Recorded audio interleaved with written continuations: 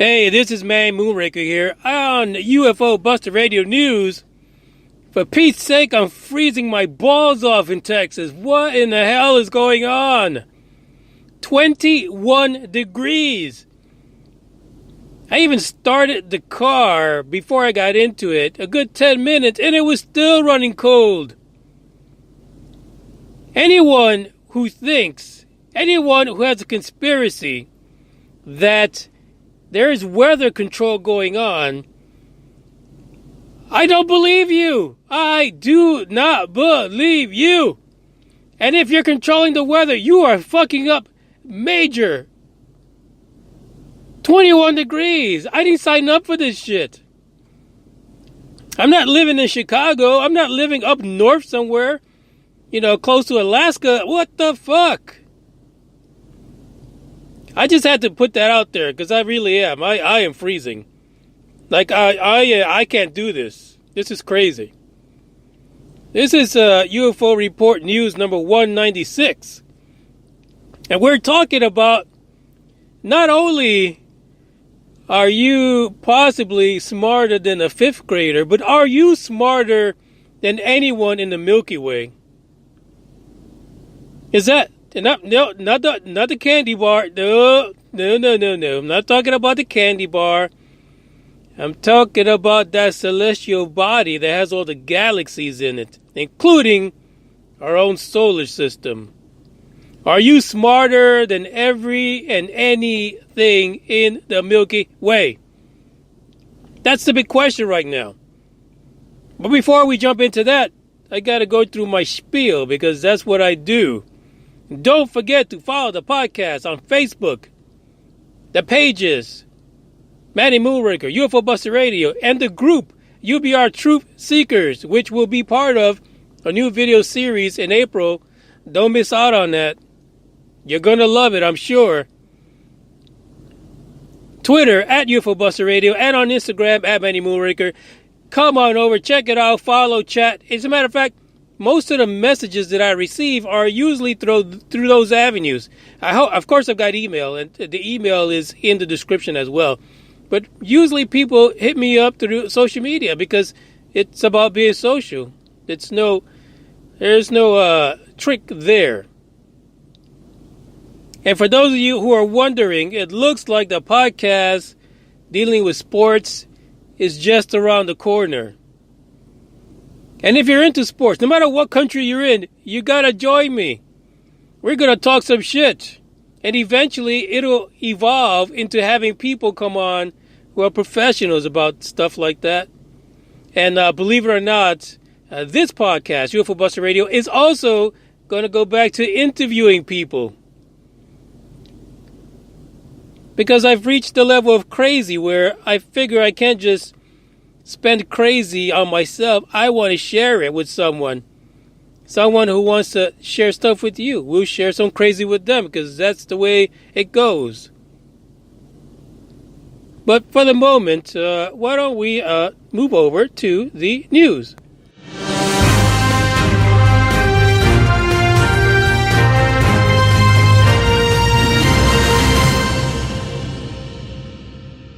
I'll be honest, I'm so fucking cold, I don't even care what the hell that freaking news thing sounds like. Fuck, it is freezing in here. So today's news article brought to you by the people at Scientific American. Now listen, we keep seeing this. Everybody is putting their 2 cents into the alien talk. It doesn't matter who it is. Time Magazine, Scientific American, USA Today, Newsweek. Every Tom, Dick, and Harry wants to sling their shit on aliens because it sells. And the weird thing is, in looking for this article, I came across another article that says that E.T. is dying. E.T. is not popular anymore. Are you shitting me? With all this mainstream coverage, how could E.T. not be popular? But according to this article, who fucking cares? Who fucking cares? The title for it, Are We Really the Smartest Kid on the Cosmic Block? The Cosmic Block being referred to, as I said at the beginning, it is the Milky Way. Not the candy bar. The Milky Way. The way with all the stars. And the article is quite lengthy for those of you who have time on the shitter and want to kill a little bit of brain cells. Go ahead and read it. It's actually pretty good. I'll be honest with you. And it speaks volumes to what we see in ufology all the goddamn time. Because apparently we know everything. We as human beings know the universe. Like we'll have like a paper we read or an article or a report where we know everything. We've identified A, we identify B, and it equals to C. And then in that same article, it'll say, but we're babies in this conversation. We don't know nothing. We're just basically just coming out and learning how to explore. But we can tell you everything. This article kind of points to that. It points to the fact that we as human beings on the planet Earth think we are the cat meow. We're the smartest motherfuckers out there. We're so smart. We are smart ourselves, really. We just, it's crazy. That's one thing that the article pointed out to, which was pretty fascinating, and that is that when we had that situation with Oumuamua, you know what that is, the interstellar space junk that was shaped all crazy, moving extremely fast, and came from interstellar space and through science into a war. I mean, literally, there was a war about where this thing came from, what its origins were, and, what the fuck should it mean to us? There was one thing here that says, if we assign a zero prior probability for such evidence coming our way, as some scientists did in the case of Oumuamua, by invoking the principle, it's never aliens, we will indeed never find any. We will be like ostriches burying our heads in the sands.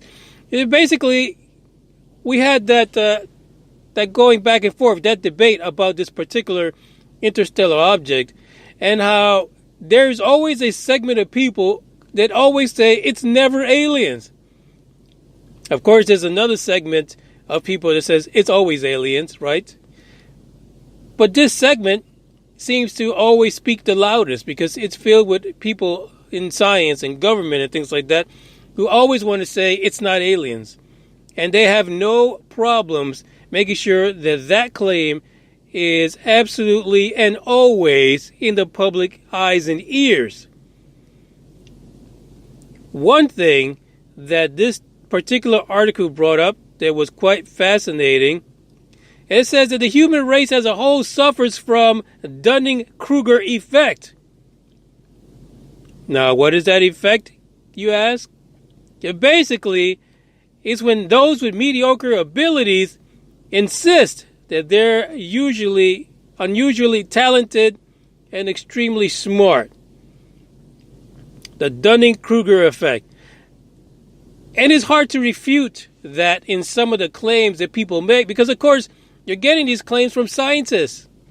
You're getting claims from people who have spent years and years in training and in education trying to get to where they are. But are they really as smart as they think they are? Can they really speak for mankind when it comes to the topic of aliens? And we're just talking about aliens just in our neck of the woods. We're not talking about, aliens showing up here and ramming stuff up people's behinds. This really is about things in the scope of Oumuamua. And basically, is there anyone else in the Milky Way that is out there? So the Dunning-Kruger effect is fantastic. Hell, we have some of these motherfuckers that work with us, right? In your own job, there's people who suffer from this. They think they have these delusions of grandeur where they know and do it all and are so fucking opinionated. And at the end of the day, they offer zero, nada, nothing, zilch. It's the same thing when it comes to the topic of aliens and UFOs and all that other nonsense. You always find someone, Stephen Greer, who is always so well educated and so well, versed in things, like an emergency room doctor, But at the end of the day, their signal is all over the place.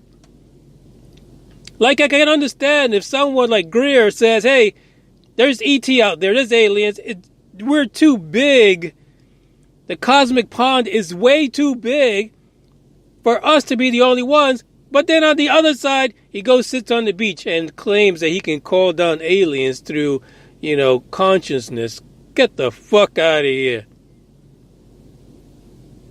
So that's where this article is at, And really, that's the entire Dunning-Kruger effect.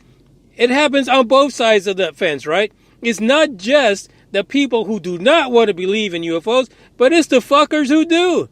Some of those people are so full of themselves, you don't even want to have conversations with them. And that's basically where I'm at, to be honest. That's where the Moonraker's at. There are some people in ufology who are so famous, but you cannot have a good conversation with them because they literally, their way is the only way. Their belief is the only way, and that's the way it is. And it's hard to talk to people like that because you want to cuss them out. You really do. That's what I'm good for. And that's why I've stayed away from having people come on the show to be interviewed.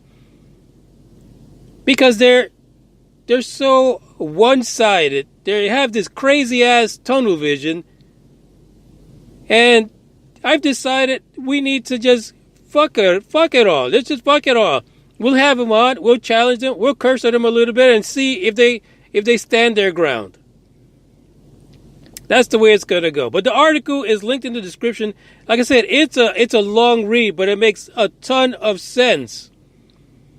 The fact is that humanity is too smart to figure out that something's out there. And the other thing that it says is that there was a proposal made that Oumuamua was technological debris, and it was given as an explanation for its unusual properties, and it was met with nothing but a controversial response. Because there's no way the alien technology could blow up somewhere and end up in our neck of the woods. Now, how likely or unlikely is that?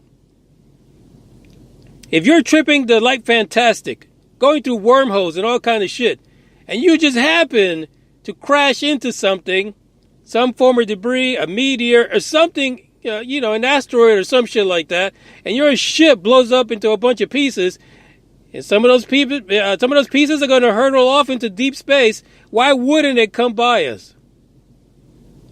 It's a big place, I get it. But what if something blew up near our vicinity, a few light years away, and it's been traveling for that long because it hasn't hit anything else? I don't know, folks. I think this article is right. Some of us are just too close-minded. We think we're the cat's meow, but we don't know shit.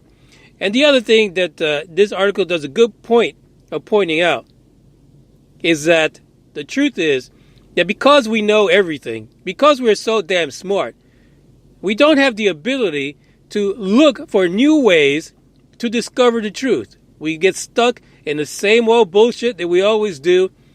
We don't try to look for ways or innovate in science in order to identify things in a different manner. And those that do, those that think outside the box, those are the ones that are silenced. Those are the ones that are kept in the dark, in the back, in the closet, a few floors down in the basement where no one can hear their theories until some smart-ass motherfucker says, I'm going to take credit for this, I'll steal it from them and make it my own. That's what happens in ufology. That's what happens in science. People are just too smart for their own damn good, and it doesn't hurt anyone other than those trying to make this topic move forward.